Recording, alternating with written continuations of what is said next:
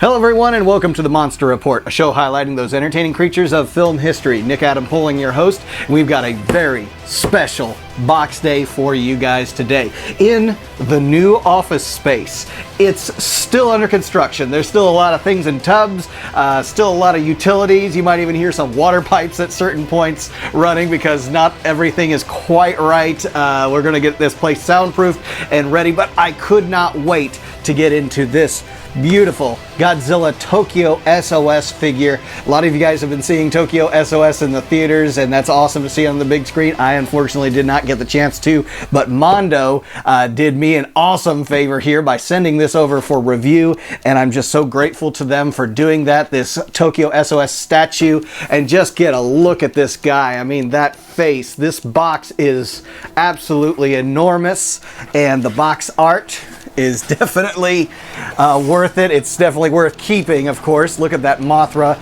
larva, and we've got great image of Godzilla there. I mean, when this thing was shipped, the box was sitting there just like this giant monolith, and it was like, it arrived, it finally came here. So I know you guys are excited to get into this box day, so I will not keep you any longer. Welcome to the Monster Report. Today is Box Day.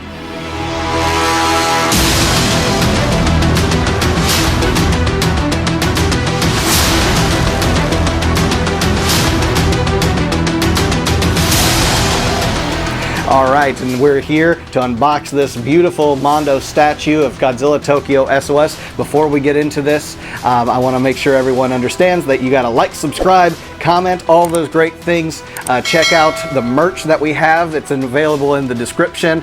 And of course, share this episode out there and let everyone know. Let me know in the comment section what you think of this beautiful figure, and let's get right into it. So we're here in the office, like I said, and I'm actually sitting down on my knees because this was actually too big to set up a table. It would be covering me and pretty much everything. So that's why we're setting it up at this angle so we can actually see all the angles. So I'm going to bring Deborah into the shot and let's check this thing out. So get right over the top of it, Deborah, so you can see the top of this. Even the box art itself is pretty awesome. You know, you've got your Japanese lettering right there, says Tokyo SOS. Don't see any tape. So I know part of the unboxing episodes, box day episodes, is seeing the unpackaging process. And so at a certain point, Deborah's gonna probably have to back up way back and we'll see how this is. So we've got some styrofoam here. Yeah, that is one big heavy piece. So Deborah, back up nice and good. I'm gonna take this down to the floor so we can get this out of the packaging. At least they give you some handles here. Got to be very careful with this. All right. Just gonna very carefully cut into that tape. All right. And with a snap, a crackle, and a pop, we have Godzilla. Somehow he's all wrapped up in there. We got some Mothra larva. Very, very cool. Okay, so get into our packaging. There's Godzilla himself. And this is the first statue that I've ever actually owned. If you've seen what I've got on the shelves here, X Plus, NECA, Bandai, you know, a little bit of everything else. Got some defo reels, but this is the first statue, which is made of a resin material rather than your polyvinyl. And that's what makes it a little bit heavier. So, and I know there's been some feedback on the quality control at Mondo, so you know, this one so far so good. It's packaged really well. The box came in great condition, and boy, you know, compared to X Plus, this is really, really heavy. So let's set this off to the side very carefully. Let's see our Mothra twin larva, or larvae.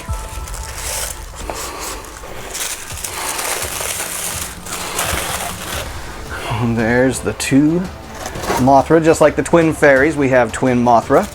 And just like in the classic Mothra versus Godzilla. We have the twin larva, and of course Mothra starts in the full moth or butterfly form at the beginning of the film, and then works its way out of the picture to get into the larva form with twins. And I did know this, that there are interchangeable jaws, one that actually has chomped off the leg of the moth version of Mothra, and I imagine here's another interchangeable jaw. Very, very well packaged.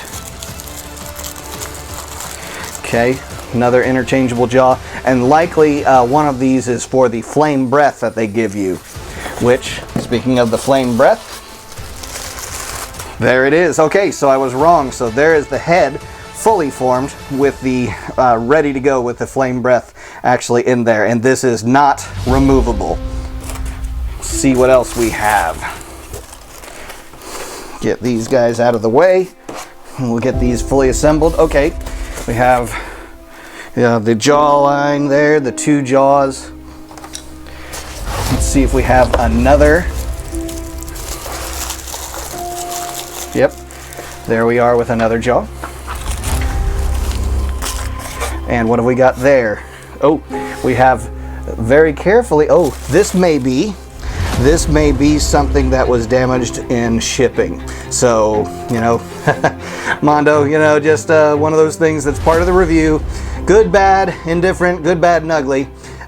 Some things like this might happen, and Deborah was able to uncover one little thing about this. Though this one, I'm probably very likely going to be able to glue that back into shape. I can already tell down here where it goes. Actually, Deborah, if you get a shot of the tail section, right here is where it goes, but that is not a big deal. Actually, there is where it goes. I bet we have another dorsal fin that has broken off in the process. So again, you know, these things happen. Okay, so head without a jaw, so we can switch things out, whether you want the flame breath or not.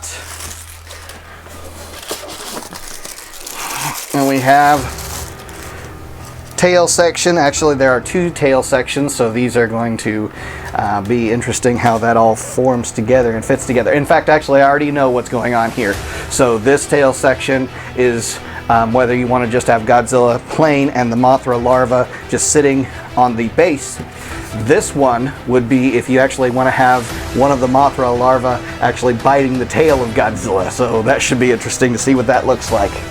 Speaking of the base, I think all the smaller accessories are out of here. And then we have the base. Very nice land portion of the movie from Tokyo SOS to see. And we're going to take a little break and get this fully assembled and show you what it's like and get into the review.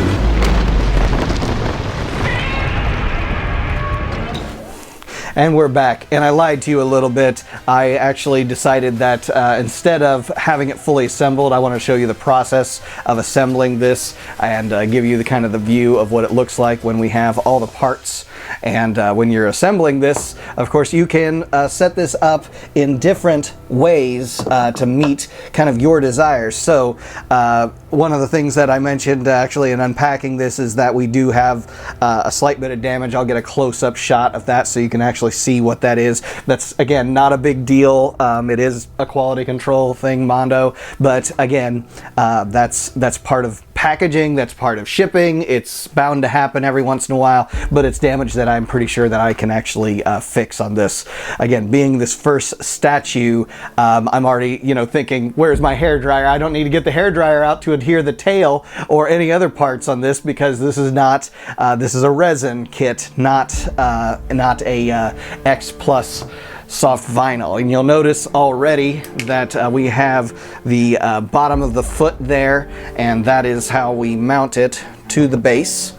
And that's where Mondo is after my own heart.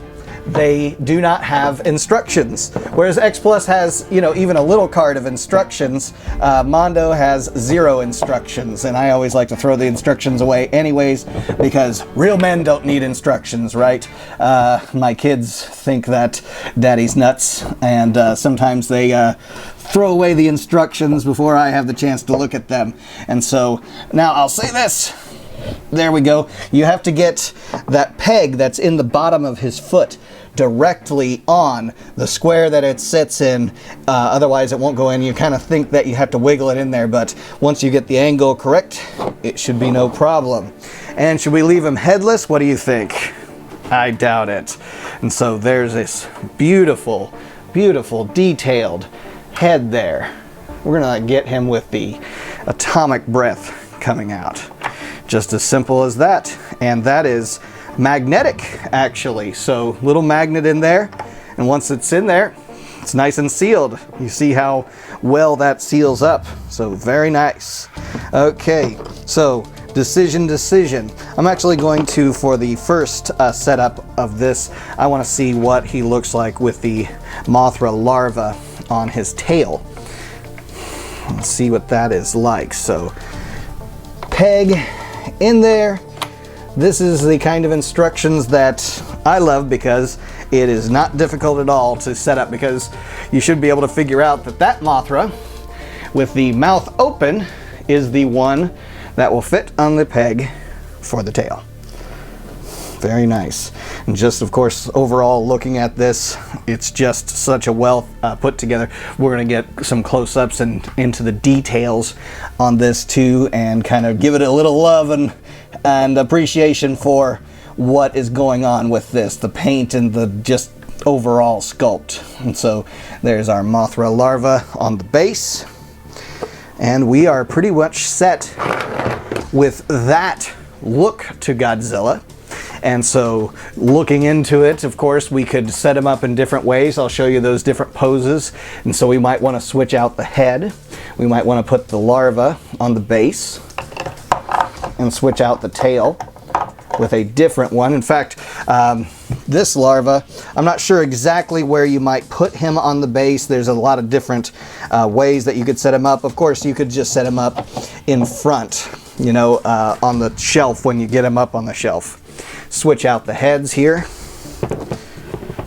And so when you get your head without the jaw, you might decide when he is at the point where he bites the legs, one of the legs off of Mothra, which had to be quite painful for Mothra. You might have him set up in that kind of look. Switch out the head again, and we'll just give him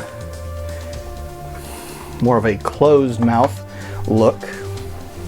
And just looking at this, I'm not sure if you're able to gracefully, yeah, you are able to, because it's magnetic, able to get his mouth opened and removed so that you can get the jaw switched out very easily. Again, those magnets were a really good idea there. This one's a little loosey-goosey because it's open mouth, but again, he's going to be sitting on the shelf. Not such a big deal there. And let's get his tail switched out with the standard tail.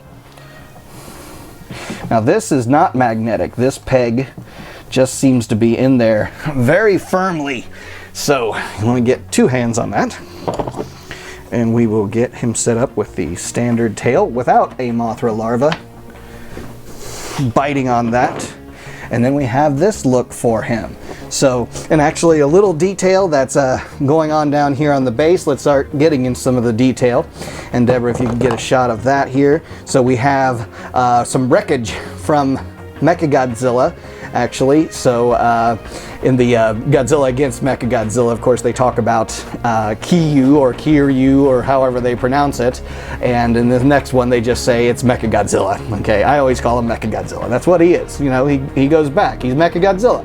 So some wreckage from him in that iteration. In fact, I'll grab the X Plus figure while I destroy the new office.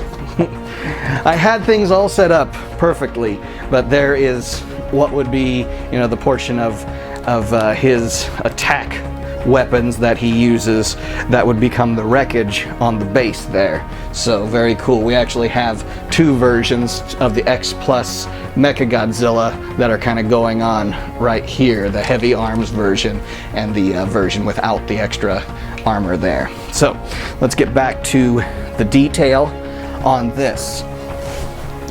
This one has, of course, the damage that Godzilla took in a Godzilla versus Godzilla against Mechagodzilla, and they take note of that in the movie, actually, that is scarring, essentially, and so that's probably a weak point for him to exploit. And so they've got that little nice detail in there, and it's very subtly colored with this just slight purple. I love the dorsal fins. I love the dorsal fins even in the Millennium suit that were, the 2000, which were purple, and this one I like it for its own reasons too, just because of the lighting, in this film. I think this lends itself to being more of the white dorsal fins, white bluish, that they have going there. So destruction is always a big part of this, and I love seeing this base set up the way it is. And you have the building that's all wrecked, smashed up, and this is just so solid. I mean, that is just amazing.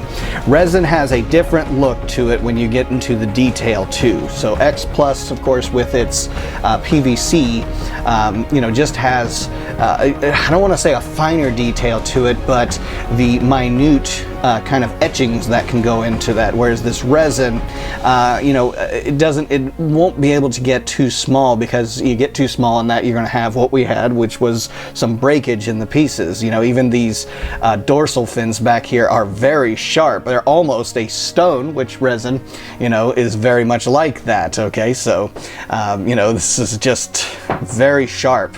So not a kid's toy by any stretch. Paint.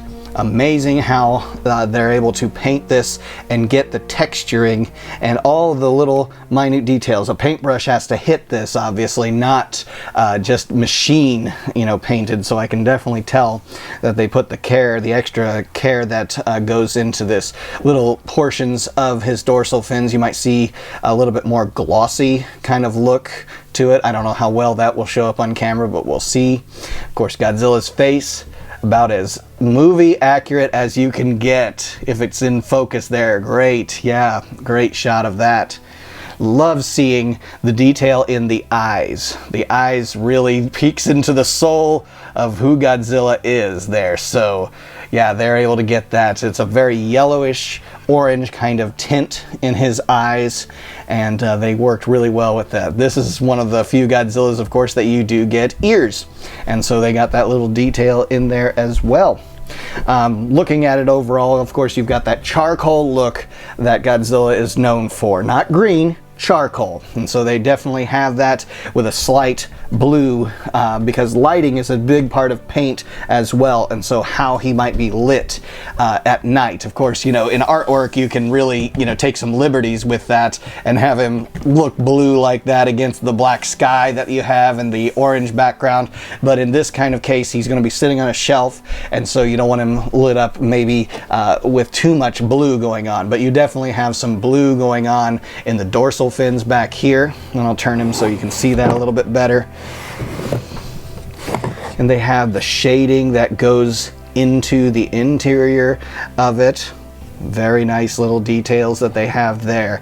This is not a inexpensive statue by any stretch of the imagination. So that, again, that's why I'm very grateful for Mondo sending this my way and giving us the chance to review this before it comes out for the masses out there. And again, if you're wanting to get this, I know Mondo, as of this morning when I checked it out, there were some available still. I think they're in limited quantities.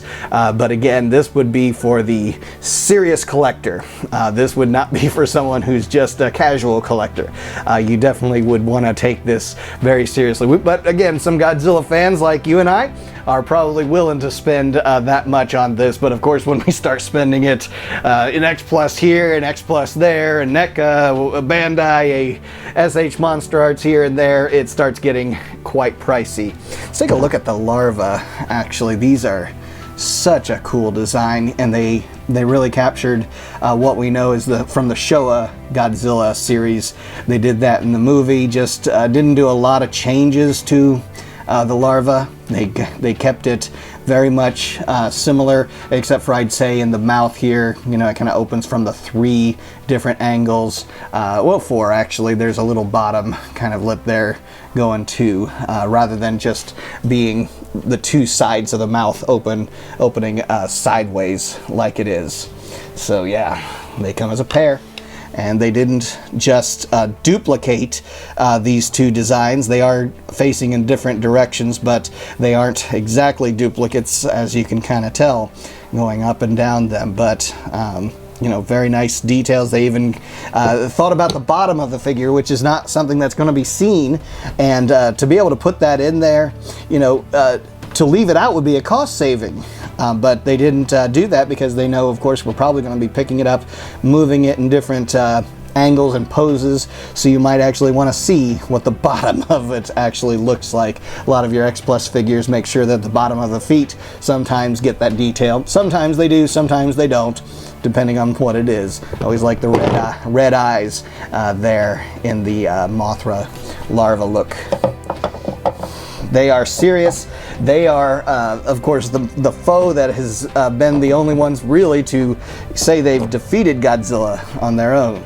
Love that atomic breath, sometimes depicted as a more kind of white or whitish blue. This one's just this absolute blue, and great look there for the head design, just like we have already mounted on him, but got this really cool funnel kind of look to it. And I do like that it's not removable, because a lot of the times, you know, your NECA figures that you have, this being removable makes it easier to lose. But as big as this thing is, I'd say that it won't be. So let's have Deborah, you go ahead and sit back over there, and we'll kind of wrap this up.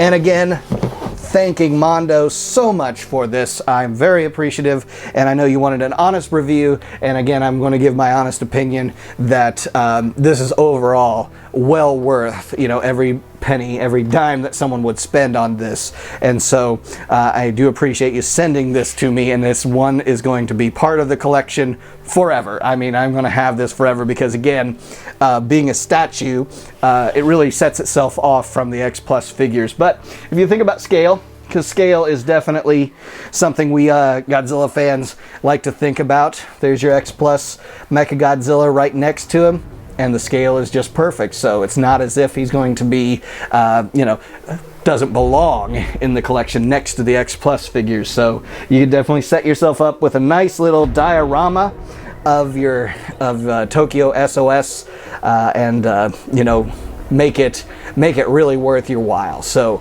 I'm very pleased with this. I definitely encourage people to check it out. If you're on the fence for this, it's definitely worth it. You know, in these kind of times, I'd say that it would be something that when you save up for it, definitely save up for it, and then maybe take a little break for a while, because it is quite pricey. But again, look at this box art. Deborah, get me a shot of that box art. But again, when you think about ordering something like this and it arrives in a box that looks like that, tell me you can't just fall in love with that box and not keep something like this. This is definitely worth keeping. I may be cutting the box art off of that, and like I've done with some of my other X Plus figures, just cutting the fronts off of them, and it kind of sets in the back there, and works really well to kind of set them up on a shelf. So I don't know how I'm going to be able to do this, because all sides of this box, and I want to really give credit to Mondo. You've done a lot of great work finding artists to depict Godzilla this way. All the kaiju that you've been able to sell with this, just that alone is well worth it. But you get inside this very bulky, very just amazing.